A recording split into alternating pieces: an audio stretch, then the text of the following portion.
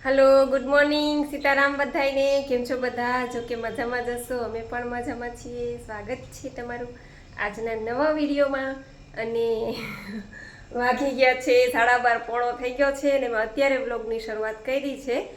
अने नैत्रीन पप्पा तो नैत्रीने पेला स्कूले मूकी आव्या 10 वागे पछी न्याथी बे बाप दीकरी गाममां उपड़ी गया छे। हमणां फोन आव्यो तो के मम्मी तारे रस पीवो छे तो हूँ लेती आऊं अने मांडवी लेवानी हती એટલે નૈત્રી કે મમ્મી હું માંડવી લેવા આવી છું તો તારે રસ પીવો છે। મેં કીધું હા લેતી આવજે એમાં તો મારી ના હોય જ નહીં। અને બસ જો ઘરના બધા જ કામકાજ પતી ગયા છે, કચરા પોતા ફળિયા વાસણ જો વાસણ પણ ઉટકાઈ ગયા અને ઢીલા પાંદડા ધોવાના બાકી છે, હજી આજે રહી ગયા ભૂલાઈ ગયા મગજમાંથી નીકળી ગયા। જ્યારે પીવા હશે ત્યારે હવે ધોઈ અને તાત્કાલિક હું જ્યુસ બનાવી લઈશ એટલે બધા જ કામ પતી ગયા છે।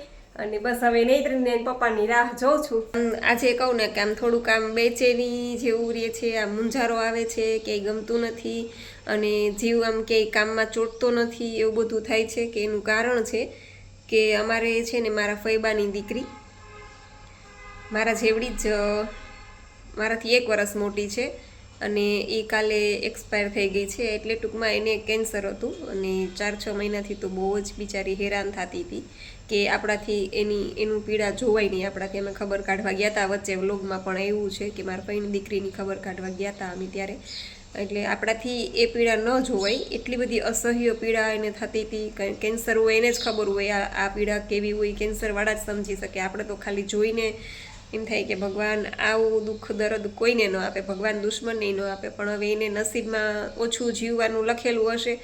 તો કાલે સમાચાર સાંભળ્યા કે આવી રીતના બપોરના 12 વાગે પોણા 12 વાગે બની ગયું છે। એટલે આમ એમ કહું ને કે આમ જીવ ક્યાંય ચોટે નહીં। એટલે આ બધું તો કાલ બપોરે 12 વાગે બની ગયું અને મને ખબર છે ને રાત્રે પડી। રાત્રે મેં સ્ટેટસ જોયું ને મારા ભાભીનું, ત્યારે સ્ટેટસમાં જોઈને મને ખબર પડી કે સાંજના કે આવી રીતના આમ બની ગયું છે। પણ હવે શું થાય કે ભગવાને એનું આયુષ્ય એટલું જ લખ્યું હશે કદાચ અને આટલું જ લેણા દેણા હશે તો કાલે બપોરે આ બધું બની ગયું છે। એટલે કાલથી એમ કહું ને કે આમ જીવ આપણું આમ કામ કરતા હોય પણ કામમાં જીવ ન હોય ને। અમે નાનેથી ભેગા મોટા થયા છીએ, મારા ફઈની ઘરે અમે વેકેશન કરવા જતા હોય બધા ભેગા, ભાઈ ભાનેડા મામા ફઈના ભેગા, તોફાન મસ્તી આ છે તે છે, એટલે એટલું બધું યાદ આવે ને કે આમ વાત જવા દ્યો। પણ હવે શું થાય કે આપણા હાથમાં તો કંઈ છે નહીં, એટલે ભગવાન એની આત્માને શાંતિ આપે, જ્યાં હોય ત્યાં એને શાંતિ આપે, એના ચરણોમાં એને સ્થાન આપે એવી આપણે તો એને શ્રદ્ધાંજલિ આપી શકીએ। બીજું આપણે કંઈ ન કરી શકીએ।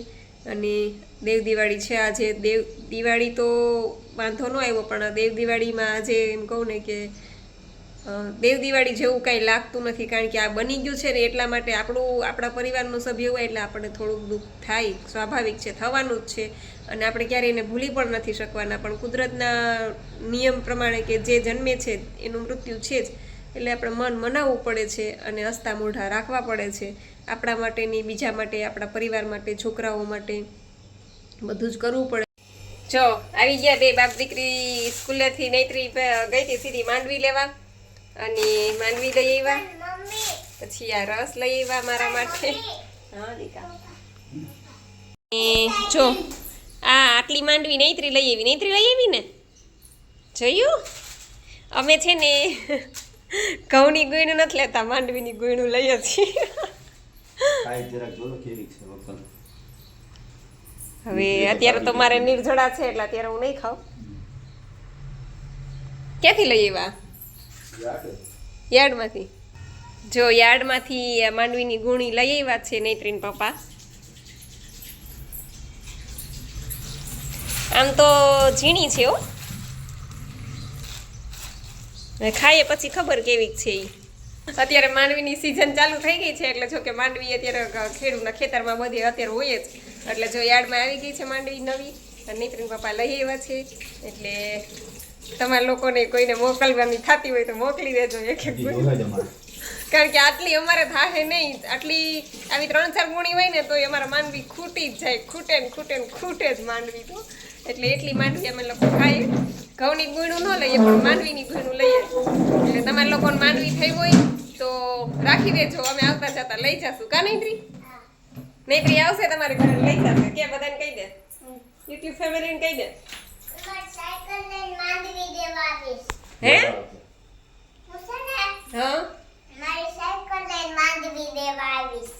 માંડવી લેવા જઈશ. સાયકલમાં વાહે ગુણ રહી જાય માંડવીની. હે?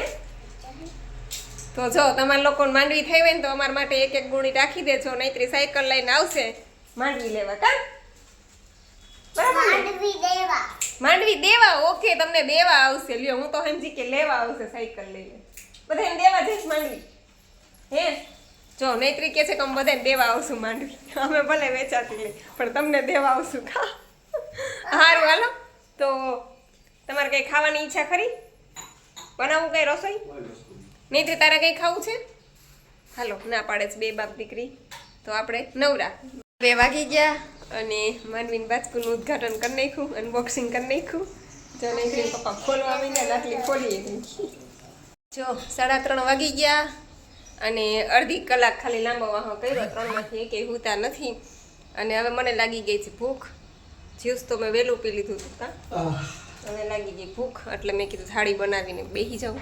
સ્ટ્રોબેરી છે, આ ટમેટા છે, આ લીલી ડુંગળી છે, ખાટું લીંબુ છે, ગોળ છે, માંડવી છે અને આ રસનો ગ્લાસ છે. ચાલો આવી જાઓ બધા. વાહ, બહુ મસ્ત છે. મીઠી છે એકદમ. ખાવી તારે? ખટ્ટી મીઠી નથી ને? લા જવાબ. ખટ્ટી મીઠી હે? ખટ્ટી મીઠી ને એકદમ મીઠી મીઠી. ખટ્ટી મીઠી હે ને? ખાવી તો ખાવી તારે ને કોણ ખાઈ જાઉં. ખાઈ ખુરશી લેવું ને એટલી કાં શું કરવીશ તાર ખુરશી? હે તાર શું કરવીશ ખુરશીને?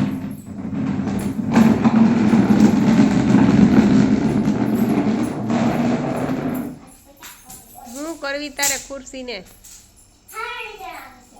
ક્યાં ચડાવી સાવણી? તોય ન ચડાય. નો અંબાઈ ને તારી કીધે.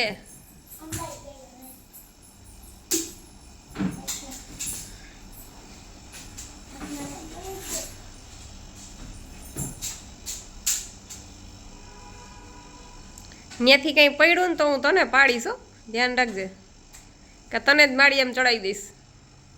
તારો ઘા કરી દઈશ માળિયામાં. ત્યાંથી કંઈ પડ્યું ને તો. જો 5 વાગી ગયા છે અને બેન જો રમકડાની દુકાન ખોલીને બેઠા છે. આખા ઘરમાં બધી રમકડા ઉડેડા છે.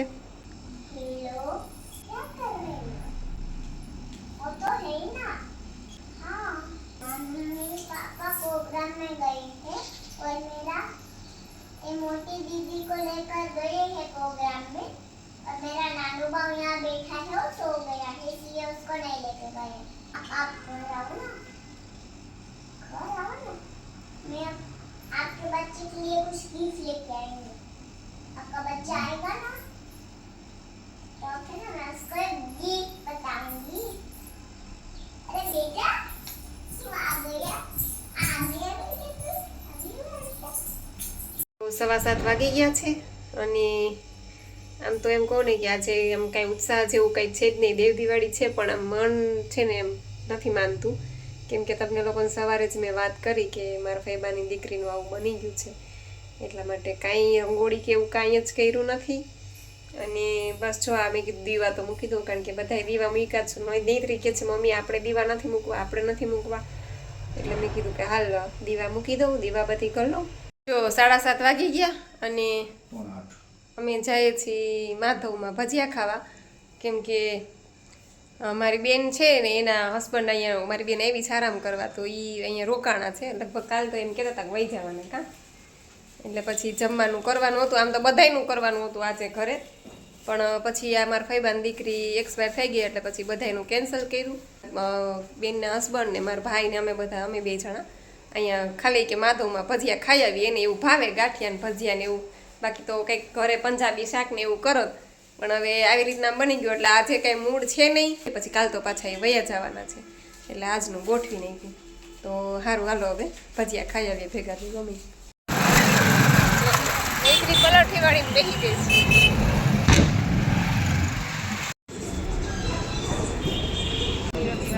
હાલો બધાય નીલો પીવા અને કાજબો બાવા.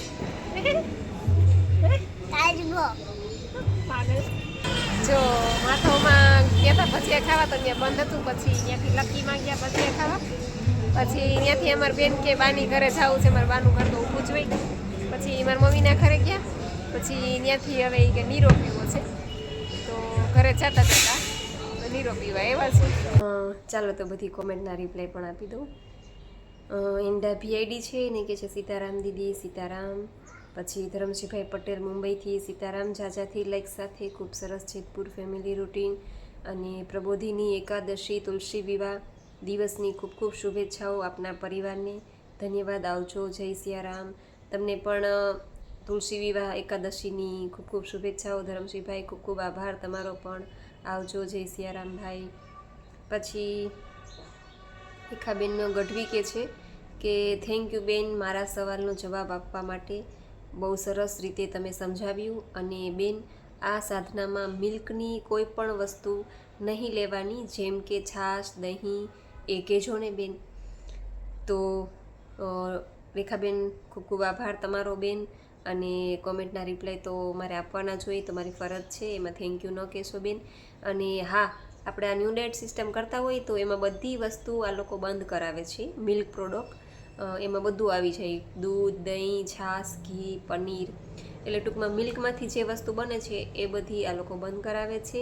અને ટૂંકમાં આપણે પછી નાળિયેરનું દૂધ લઈ શકીએ, પછી માંડવીનું દૂધ કાઢીને લઈ શકીએ, બદામનું દૂધ કાઢીને લઈ શકીએ, પછી સોયાબીનનું દૂધ કાઢીને લઈ શકીએ. આ બધા દૂધ તમે લઈ શકો. પણ જે પ્રાણીજન્ય દૂધ છે, ગાય, ભેંસ, બકરી, આ બધું ટોટલી બંધ કરાવે છે આ લોકો. પણ જો તમારે ટૂંકમાં એટલો બધો કાંઈ પ્રોબ્લેમ ન હોય, ખાલી વેઇટ લોસ જ કરવો હોય અને વેઇટ પણ એટલો બધો વધારે ન હોય, માનો કે કોઈનું 90-100 કિલોની ઉપર હોય, તો એ લોકોએ સ્ટ્રિક્ટલી કરવું પડે છે. 10-20 કિલો તમારે વજન ઉતારવું હોય તો તમે રાત્રે એક ટાઈમ છાશ કે એવું તમે લ્યો તો વાંધો નહીં, તો એટલું ચાલે ટૂંકમાં. પણ અમુક લોકોને જે રોગ કાઢવા છે, અમુક લોકોને 100 કિલોથી ઉપર વજન છે, તો એ લોકોને તો બધું સ્ટ્રિક્ટલી એના નિયમો રૂલ્સ બધા ફોલો કરવા જ પડે, તો જ એ લોકોને પૂરેપૂરો ફાયદો થાય ટૂંકમાં. બાકી તમારે જો એટલો બધો વજન ન ઉતારવું હોય તો તમે સાંજે ક્યારેક ક્યારેક તમે લો. અને હવે તો જો કે શિયાળો આવે છે એટલે હવે છાશની કંઈ જરૂર પડવાની નથી. શિયાળામાં તો એટલી ટૂંકમાં જરૂર ના પડે છાશ કે કંઈ ઠંડુ વસ્તુ પીવાની, એટલા માટે. બાકી તો આ લોકો ટોટલી મિલ્ક પ્રોડક્ટ બધું બંધ કરાવે છે. એટલે હવે તમારે તમારો વેઇટ લોસ કરવો હોય ખાલી થોડો ઘણો તો તમે રાત્રે લઈ શકો, બાકી ના લ્યો તો વધારે સારું, એવી રીતે છે. બાકી શીતલબેન પરમાર કહે છે કે જય શ્રી કૃષ્ણ બેન, તમે કીધું તે સાચું છે, પણ કદાચ જ્યુસ વધ્યું હોય તો હું બીજા દિવસે પીઉં છું તો ચાલે? ન પીવો તો વધારે સારું, કેમ કે તાજે તાજું પીએ ને તો એ વધારે ઇફેક્ટ કરે છે. અને ક્યારેક એવું હોય અને વાંધો નહીં, પી લ્યો તો ચાલે, બાકી તાજે તાજું લઈએ તો વધારે સારું એમ. પછી જ્યોત્સનાબેન પંચાલ કે છે જય માતાજી બેન, જય માતાજી. પછી વાઘેલા ઇન્દુબેન કે છે જાગુબેન જય શ્રી કૃષ્ણ, જય શ્રી કૃષ્ણ. પછી રાજેશ નકુમ આઈડી છે અને સીતારામ, જય માતાજી બેન, જય માતાજી. પછી ધ્રુતિબેન ત્રિવેદી કે છે સીતારામ દીદી, સીતારામ. પછી શીતલબેન પરમાર કે છે ઓ ઢીંગલી બહુ જ મસ્ત બોલે છે, મારી દીકરી પણ આવું જ કરે છે. સાચી વાત છે, છોકરીઓ બધી આફેડી હોય, એમનેમ વાલી લાગે. પછી શીતલબેન કે છે થેન્ક્સ. પછી અમારે અનિલભાઈ કે છે એકાદશીના જય સ્વામિનારાયણ, જય સ્વામિનારાયણ ભાઈ તમને પણ. પછી અમારે લતાબેન કે છે જય શ્રી કૃષ્ણ લાઈક સાથે, જય માતાજી, જય માતાજી બેન તમને પણ. પછી એકલવારીથી બેન કે છે જય માતાજી દીદી, જય માતાજી બેન તમને પણ. પછી રૂપાબેન ગઢિયા કે છે જય જલારામ, જય જલારામ બેન. પછી કૃષ્ણાબેન કે છે રાહિલ તમારા ભાભી આ સિસ્ટમ કેમ નથી કરતા? તમારા વિડીયો જોઈને બીજા બધા કરે છે. હા સાચી વાત છે. આ ઓના જેવું છે કે કહેવત છે ને કે વૈદના ખાટલે જ હોય, એના જેવું છે. હવે મેં તો એને કીધું કે તું આ સિસ્ટમ કર, તારો વેઇટ લોસ થશે, પણ એ નથી કરતી. એ છે ને મનથી નબળી છે. એ એમ કે ના મને ચા વગર ન હાલે ને મને સવારમાં નાસ્તો જોઈએ ને, ટૂંકમાં એ મનથી એનું મન એટલું મક્કમ નથી કરી શકતી. હું તો એને કહું છું, એની સામે જ જોઉં છું કે આટલો મારો વજન, એ પોતે કહે છે બધાને પણ હવે એ કરી નથી શકતી. એટલે એવું છે કૃષ્ણાબેન.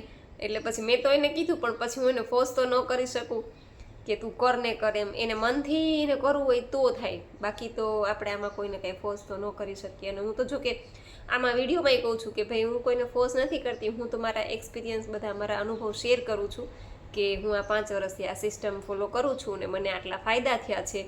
અને તમે લોકો કરશો તો તમારો પણ વેટ લોસ થશે, તમને લોકોને પણ ફાયદો થશે. અને જેટલી મને ખબર છે એ બધી હું તમને ચોક્કસ જણાવીશ કે આનું આ છે, આનું આ છે. જે મને ખબર નથી એ તો હું તમને ચોખ્ખું કહી જ દઉં છું કે ભાઈ આ મને ખબર નથી, કારણ કે એ મેં ક્યારેય યુઝ કર્યું નથી, તો એના વિશે મને કંઈ જાણકારી ન હોય તો હું તમને કંઈ જાણકારી ન આપી શકું એના વિશે. એટલે એના જેવું છે. અને આમાં કંઈ કોઈને ફોર્સ તો આપણે કરી ન શકીએ. એટલે એવું છે કૃષ્ણાબેન. અને એ મનથી થોડીક નબળી છે, એનું મન મક્કમ નથી રહેતું. મન મક્કમ કરે ને તો થાય, બાકી મન મક્કમ ન કરે તો કાંઈ ન થાય. આમાં તો એવું છે. પછી રીટાબેન જીવાણી કહે છે કે હાય જાગુબેન, મારે સવારે 7 વાગે સ્કૂલે જવાનું હોય તો હું રાત્રે જ્યુસ બનાવીને ફ્રીજમાં મૂક્યું અને સવારે 9 વાગે પીઉં છું, તો ચાલશે ને? આમ તો હું તો એમ કહીશ કે તાજું બનાવો તો વધારે સારું. સવારે તમે બનાવીને જાઓ ને તો વધારે સારું, કારણ કે બધું એવું તમારે એવું કરે કે રાત્રે છે ને બધું તૈયારી કરી લેવાય, ખાલી સવારમાં મિક્સરમાં ખાલી આટો જ લેવાનો રહે, એ રીતના તૈયારી કરીને તમે બનાવીને જાઓ, તાજું લ્યો તો વધારે સારું.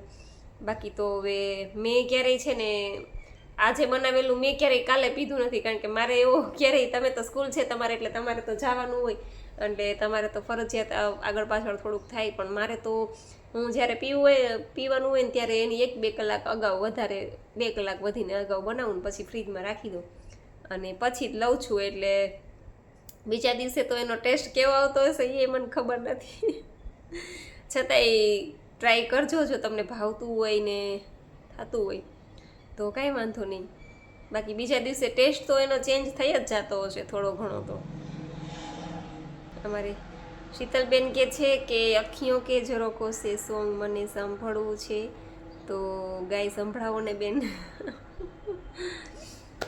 સારું, ચાલો. કદાચ ગાઈસ તો કોપીરાઇટ તો આવશે મારા ખ્યાલથી, પણ તમારી ઈચ્છા છે તો એક લાઈન સંભળાવી દઉં.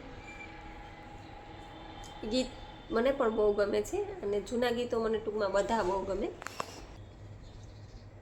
અખિयों के झरोखों से मैंने देखा जो सांवरे, अखियों के झरोखों से मैंने देखा जो सांवरे, तुम दूर नजर आए, बड़ी दूर नजर आए, बंद करके झरोखों को जरा बैठी जो सोचने, मन में तुम्हें मुस्काए, मन में तुम्हें मुस्काए, अखियों के झरोखों से. તો બસ શીતલબેનની ફરમાઈશ સાથે જ આશા રાખું છું કે બધાની કોમેન્ટના જવાબ મળી ગયા હશે તમને લોકોને. અને બીજું એ ખાસ કહેવાનું કે જે લોકોના વેટ લોસ થયા હોય એ લોકો કોમેન્ટ કરતા રહેજો. અને અમુક લોકો જે સાવ રો ફૂડ ઉપર છે, ઘણા લોકો એમ કહેતા હતા કે બેન હું સાવ રો ફૂડ ઉપર છું, તો એ લોકો રો ફૂડ ઉપર છે તો એમાંથી કુક ફૂડ ઉપર જતાં પહેલાં મને જાણ કરજો, જેથી કરીને ડાયરેક્ટ આપણે આમ કૂદકો નથી મારવાનો, ધીમે ધીમે સ્ટેપ બાય સ્ટેપ આગળ વધવાનું છે. તો એવા લોકોએ કોમેન્ટ કરતા રહેજો એટલે મને ખ્યાલ આવે, એવું લાગે તો કે ભાઈ અમે દીદી રો ફૂડ ઉપર છીએ આટલા ટાઈમ થયા અને તમારો કેટલો વેટ લોસ થયો છે એ જરાક જણાવજો, કોમેન્ટમાં લખતા રહેજો. અને વિડીયાનું તો હું બધાને કહું છું પણ કોઈ વિડીયા મોકલતા નથી, એટલે વિડીયા મોકલો તો સારું છે, કારણ કે એનાથી બીજાને પ્રોત્સાહન મળે અને બધા આ સાધનામાં જોડાય, આપણી સાથે વધુને વધુ લોકો જોડાય. એટલા માટે ખાસ તો મારે કહેવાનું છે, બાકી બીજો મારો કોઈ ધ્યેય નથી. અને બસ આશા રાખું છું કે તમને લોકોને તમારી કોમેન્ટના જવાબ મળી ગયા હશે. છતાં પણ કાંઈ ન સમજાય તો ફરીથી કોમેન્ટ કરજો, તો હું ચોક્કસ એનો રિપ્લાય આપીશ. અને બસ આજનો વિડીયો પૂરો કરું છું. તમને વિડીયો કેવો લાગ્યો એ જરૂરથી કહેજો, લાઇક કરજો, શેર કરજો અને ચેનલમાં પહેલી વાર હોય તો ચેનલને સબસ્ક્રાઈબ કરી લેજો. તો મળશું પાછા કાલે નવા વિડીયો સાથે. ત્યાં સુધી આવજો. જય સિયારામ, જય રામજી કી.